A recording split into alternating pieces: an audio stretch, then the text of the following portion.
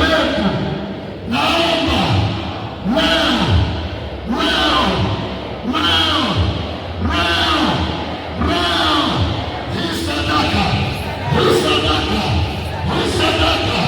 ikabebe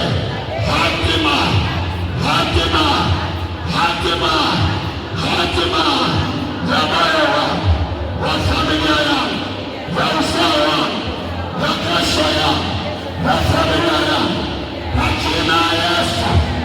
Sema kwa jina la Yesu. Sema kwa jina la Yesu. Sema kwa jina la Yesu. Nakataa. Sema nakataa. Sema nakataa. Sema nakataa. Kila laana, kila laana, kila laana zilizotamkwa, zilizowekwa, zilizotumwa 2026 nimeshika sadaka ya mbegu kuanzia leo. Kila alama ya mambo mabaya nakataa, nakataa, nakataa, nakataa, nakataa kwa jina la Yesu, kwa damu ya Yesu, kwa mambo ya Yesu, kwa damu ya Yesu, kwa mambo ya Yesu.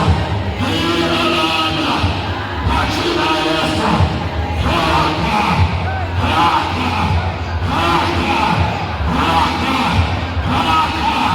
haka kwa jina la Yesu. Ina mkono, sema mikono yako, sema kwa imani mikono yako itamiliki fedha, maana imeandikwa, Mungu ndiye atupaye nguvu za kuweza kupata utajiri. Nami ninaiombea mikono yangu kila mahali, kila mahali, kila mahali, kila mahali, kila mahali, kila mahali, kila mahali, nikawe na nguvu katika jina la Yesu, katika damu ya Yesu, katika moto wa Yesu, sasa na hata milele. Inacho Baba, katika jina la Yesu Kristo wa Nazareti aliye hai, ninapiga magoti kwenye madhabahu yako kwa ajili ya familia hii ya mtakatifu Paulo, kwa ajili ya mbeba maono hana msingi na chinuka, ambaye amempa kiongozi wa kusanyiko hili, amefungua mlango leo kwa ajili ya kuwaleta watoto wake madhabahuni pako kwa sadaka ya mbegu.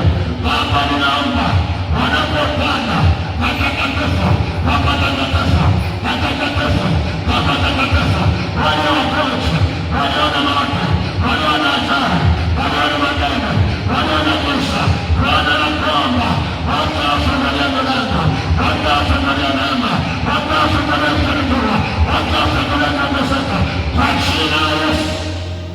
Ninawainuwa, ninawaleta magotini kwako.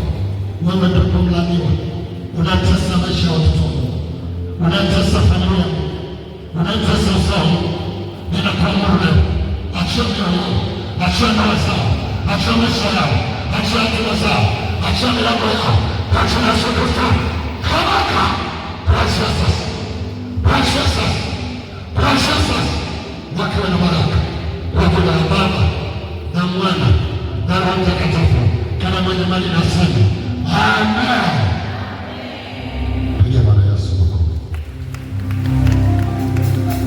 Tutakuwa tunaimba, tumenyeshewa na mvua ya baraka, alafu kipindi hicho wazee wa kanisa